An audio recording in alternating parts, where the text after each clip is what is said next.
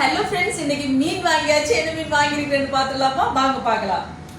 இன்னைக்கு பார்த்தீங்கன்னு சொன்னால் சூப்பரான பாறை மீன் வாங்கியிருக்கோம். பார்த்தீங்களா, பாறை மீனை வெட்டியை வாங்கியாச்சு. இது வந்து அரை கிலோவுக்கு கொஞ்சம் கூடவா இருந்தது ஃப்ரெண்ட்ஸ். 800 800 லாபம் இல்லையா? பார்த்தீங்களா, தலையை நான் இப்படி இன்றைக்கி வெட்டியே தர சொல்லிட்டேன் அந்த அண்ணாட்ட. நான் சொன்னேன் தலையை கொஞ்சம் இப்படி சதை வச்சு வெட்டி தாங்கன்னு சொன்னேன். அப்போ வெறும் தலையை முள்ளை மட்டும் சாப்பிடாம இதையும் சேர்த்து சாப்பிட நல்லா இருக்குமில்ல, அதுக்காக தான். பார்த்தீங்களா, இல்லை கணக்கணக்கான துண்டாக வெட்டி தந்துருக்கேன். அதுக்கு பிறகு சாலை வாங்கியிருக்கேன் பாருங்கள். இவ்வளோ 200 ரூபா.